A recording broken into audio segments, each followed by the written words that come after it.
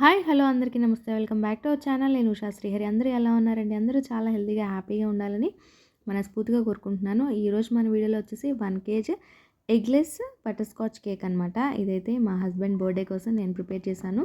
So ఎటువంటి కేక్కి సంబంధించిన సామాన్లు మన దగ్గర లేకపోయినా ఇంట్లో ఉండే వాటితో చాలా సింపుల్గా అయితే ప్రిపేర్ చేసుకోవచ్చు.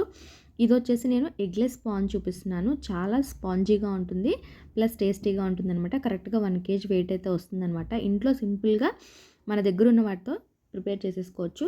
దీనికోసం అయితే నేను ఒక బౌల్లోకి 1 కప్పు మైదా ప్లస్ 1/4 కప్పు మైదా అనమాట. మొత్తం 1 కప్పు ప్లస్ 1/4 కప్పు వేసుకున్న తర్వాత ½ టీ స్పూన్ వరకు బేకింగ్ సోడా, 1 టీ స్పూన్ వరకు బేకింగ్ పౌడర్ అయితే వేసుకొని చక్కగా జల్లించేసేసుకొని పక్కన పెట్టేసుకోవాలన్నమాట. ఇలా జల్లించుకుంటే మనకి పిండి చక్కగా వెంటనే బ్యాటర్లో వేయగానే కలిసిపోతుంది, ఉండలు కట్టకుండా బాగుంటుందన్నమాట. ఈ బౌల్ పక్కన పెట్టేసుకొని వేరే బౌల్ తీసుకొని ఇందులో వచ్చేసి ఎగ్లెస్ కాబట్టి ½ కప్ ఆయిల్ ఖచ్చితంగా పడుతుంది. సో ½ కప్పు సన్ఫ్లవర్ ఆయిల్ వేసుకున్నాను నేను. మనం బటర్ అయినా యాడ్ చేసుకోవచ్చు. నెక్స్ట్ వచ్చేసి ½ కప్ వరకు కండెన్స్డ్ మిల్క్ అనమాట. సో వేసేసుకొని ఈ విధంగా మిక్స్ చేసుకుంటున్నాను. మనం మిక్సీలో అయినా చేసుకోవచ్చు. ఇది నా దగ్గర ఉంది కాబట్టి చేస్తున్నాను. మిక్సీలో ఒకసారి తిప్పేసుకుంటే సరిపోతుంది.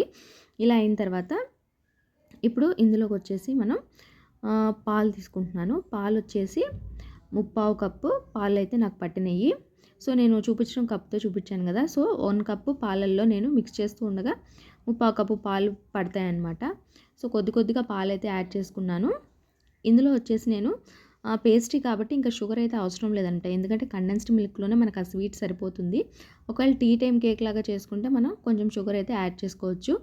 ఇది మనం బర్త్డే కేక్ కాబట్టి మళ్ళీ షుగర్ సిరప్ అది వేస్తాం కదా, స్వీట్నెస్ అయితే సరిపోతుంది. సో ఇంకా షుగర్ అయితే ఏం యాడ్ చేయట్లేదనమాట. జల్లించుకున్న డ్రై ఇంగ్రీడియంట్స్ అన్నిటిని కూడా కొంచెం కొంచెంగా వేసుకుంటూ ఈ విధంగా మిక్స్ చేసేసుకుంటున్నాను. మిక్సీలో చేసుకున్నట్లయితే కనుక పిండి కలిపేటప్పుడు ఇంకా నార్మల్గా స్పాచులాతో కానీ గరిటతో కానీ కలిపేసుకుంటే సరిపోతుంది. సో మధ్య మధ్యలో కాస్త పాలు యాడ్ చేసుకుంటా నేనైతే పిండిని అయితే కలిపేసుకున్నాను అనమాట. బ్యాటరు కలిపేటప్పుడు మనం మరీ ఓవర్ మిక్స్ చేయకూడదు. జస్ట్ కాస్త స్మూత్గా అయ్యే వరకు అయితే మిక్స్ చేసుకోవాలన్నమాట. మరీ ఎక్కువగా ఫాస్ట్గా కలిపేసామంటే కనుక అదేమవుతుందంటే కేక్ అనేది ప్లఫీనెస్ పోతుంది అనమాట. ఎగ్లెస్ కాబట్టి కొంచెం జాగ్రత్తగా చేయాలి. సో పాలు యాడ్ చేసేసుకొని చక్కగా మంచి స్మూత్ బ్యాటర్ లాగా అయితే కలిపేసుకోవాలన్నమాట. నేనైతే ఇక్కడ వచ్చేసి స్టవ్ మీద చేస్తున్నాను. పిండి కలిపే ముందే స్టవ్ వెలిగించేసుకుని కుక్కర్ అయితే పెట్టేసుకున్నాను అనమాట. పిండి కలపడానికి పట్టిన టైంలోపు మనకి ఆ కుక్కర్ అనేది వేడవుతుంది. కుక్కర్ లేదంటే పెద్ద అల్యూమినియం గిన్నె ఏదైనా పెట్టుకుని అయినా సరే మనం ప్రీ హీట్ అనేది చేసేసుకోవచ్చు. సో చెప్పాను కదా, 1 కప్పు పాలలో నాకు 1/4 కప్పు పాలు మిగిలిపోయినాయి అనమాట. సో 3/4 కప్పు పాలు యాడ్ చేసుకుంటే సరిపోతుంది. కన్సిస్టెన్సీ ఇలా ఉండాలి. నెక్స్ట్ వచ్చేసి ఎసెన్స్ యాడ్ చేయలేదు కదా, ఇప్పుడైతే యాడ్ చేస్తున్నాను. బటర్ స్కాచ్ కాబట్టి బటర్ స్కాచ్ ఎసెన్స్ కంపల్సరీ వేసుకుంటే మనకి ఆ ఫ్లేవర్ అనేది వస్తుందన్నమాట. ఇప్పుడు అల్యూమినియం గిన్నె ఏదైనా రౌండ్ షేప్లో ఉన్నది తీసేసుకొని దానిలో బటర్ పేపర్ అయితే వేసుకొని కొంచెం ఆయిల్ అయితే వేసుకొని కలుపుకున్న కేక్ బ్యాటర్ అంతా ఇందులో వేసేసుకొని ఇప్పుడు కేక్ బ్యాటర్ వేసుకున్న గిన్నెని ప్రీహీట్ చేసుకున్న ఈ కుక్కర్ గిన్నెలో స్టాండ్ పెట్టేసుకొని గిన్నె పెట్టేసుకొని మూత పెట్టేసి 30 to 40 మినిట్స్ బేక్ చేసుకోవాలన్నమాట. ఒక 30 మినిట్స్ తర్వాత మనం చెక్ చేసుకోవచ్చు. టెంపరేచర్ని బట్టి ఒక్కొక్కసారి బేక్ అయిపోతూ ఉంటుంది. మధ్యలో ఒకసారి చెక్ చేసుకుంటే సరిపోతుందన్నమాట. సో నేను ఒకసారి చూస్తున్నాను, మెత్తగానే ఉందన్నమాట. సో మళ్ళీ పెట్టేసేసి ఇంకొక 5 నిమిషాలు అయితే ఉంచాను. సో ఇప్పుడైతే చక్కగా బేక్ అయిపోయింది. ఇప్పుడు బటర్ స్కాచ్ చిప్స్ని ప్రిపేర్ చేసుకుందాము. అంటే ప్యారలైన్ అంటారు కదా, సో అదనమాట. అంటే కేక్ పైన మనం ఇవి చిప్స్ అంటించుకుంటే బటర్ స్కాచ్ టేస్ట్ బాగా వస్తుంది. నేను ఇంకా కట్ చేసుకోకుండా బ్లెండర్లో వేసేసుకొని చిన్న చిన్నగా చాప్ చేసుకున్నాను బాదం పప్పులు, జీడిపప్పుల్ని. నెక్స్ట్ ప్యాన్లో 1/4 కప్పు పంచదార అయితే వేసుకొని చక్కగా తిప్పుకుంటూనే ఉంటే మనకి చక్కగా పంచదార కరగడం స్టార్ట్ అవుతుందన్నమాట. ఈ విధంగా కలర్ వచ్చి పంచదార కరిగిన తర్వాత ½ టేబుల్ స్పూన్ వరకు బటర్ అయితే యాడ్ చేసుకొని బాగా కలుపుకుని క్యారమిల్ సిరప్ని అయితే రెడీ చేసుకోవాలి. క్యారమిల్ సిరప్ రెడీ అయిన తర్వాత నేను మిక్సీలో చాప్ చేసి పెట్టుకున్నాను కదా, ఆ జీడిపప్పు బాదం పప్పు ముక్కల్ని అయితే ఇందులో వేసేసుకొని కలిపేసుకున్నాను. ఇది చేసుకునే ముందే మనం ప్లేట్కి నెయ్యి రాసుకొని పెట్టుకుని వెంటనే దీన్ని ప్లేట్లోకి అయితే వేసేసుకోవాలన్నమాట. అప్పుడు గట్టి పడిపోతుంది. ఇంక ఇదంతా ప్లేట్లో వేసేసుకుని నేను అదే ప్యాన్ తీసుకుని మళ్ళీ 1/4 కప్పు పంచదార వేస్తున్నాను. ఇది వచ్చేసి పైన క్యారమిల్ సిరప్ అనమాట, జస్ట్ నట్స్ కాకుండా సిరప్. సో సేమ్ ఇదే ప్రాసెస్ అనమాట. పావు కప్పు పంచదార అయితే వేసుకొని బాగా కరిగిన తర్వాత ఇందులోకి వచ్చేసి 1 టీ స్పూన్ వరకు బటర్ అయితే వేసేసుకొని బాగా కరిగిన తర్వాత ఇందులో ఏం చేస్తామంటే ఫ్రెష్ క్రీమ్ కానీ విప్పింగ్ క్రీమ్ కానీ ఏదైనా యాడ్ చేసుకోవచ్చు అనమాట. లేదంటే పాలు పోసైనా కూడా చేసుకోవచ్చు. నేనైతే ఈరోజు ఇక్కడ పాలే తీసుకున్నాను.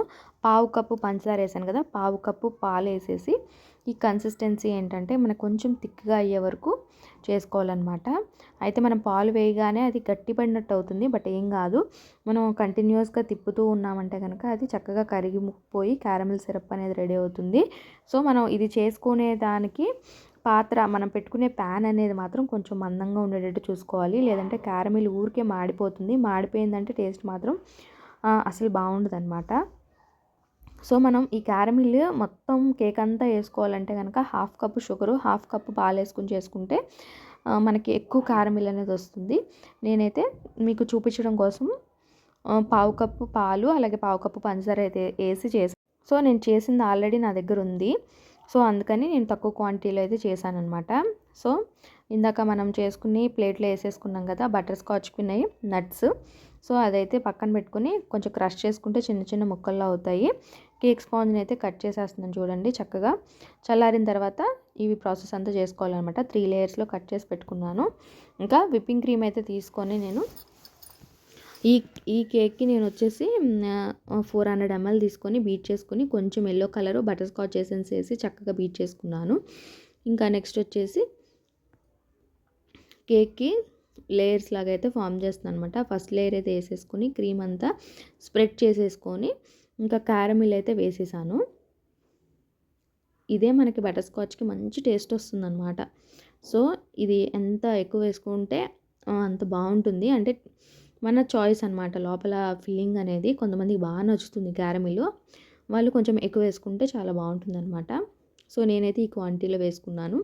ఇంకా లేయర్ బై లేయర్ వేసేసుకొని చక్కగా షుగర్ సిరప్ అయితే వేసేసుకున్న తర్వాత ఇంకా క్రీము అలాగే బటర్ స్కాచ్ నట్స్ ఉన్నాయి కదా అవన్నీ వేసేసుకొని విత్ క్యారమిల్ సాస్ అనమాట చక్కగా వేసుకొని ఫినిషింగ్ అయితే చేస్తాను. రొటేటింగ్ టేబుల్ లేదు, కింద గిన్నె నేను అల్యూమినియం దాకా పెట్టాను అనమాట. దాకా పెట్టేసి ఐసింగ్ ఒక ప్లేట్లో అయితే చేసుకున్నాను. తర్వాత నా దగ్గర ఉన్న క్యారమిల్ మిగిలింది కదా, క్యారమిల్ సాస్ అంతా పైన అయితే వేసేసి నట్స్ అయితే అంటించేసి పాల కవర్లో క్రీమ్ వేసి చిన్న చిన్న ఫ్లవర్స్ పెట్టేసుకుని హ్యాపీ బర్త్డే టాపింగ్ అయితే ఇచ్చేసాను అనమాట. సో సింపుల్గా ఇంట్లోనే butter scotch KG cake ready అయిపోయింది.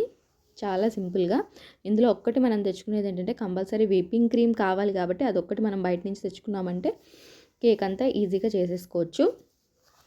సో నేనైతే ఈ విధంగా ప్రిపేర్ చేశాను. చేసిన తర్వాత బాగా కూల్ అయితే మనకి ఆ స్పంజ్ టేస్ట్ బాగుంటుంది. ఫ్రిడ్జ్లో ఒక 2 నుంచి 3 అవర్స్ పెట్టుకున్నామంటే టేస్ట్ మాత్రం వేరే లెవెల్లో ఉంటుందన్నమాట. బేకరీ నుంచి తెచ్చిన కేక్ కన్నా చాలా అంటే చాలా బాగుంటుంది. నచ్చితే తప్పకుండా లైక్ చేయండి, మన ఛానల్ని సబ్స్క్రైబ్ చేసుకోండి.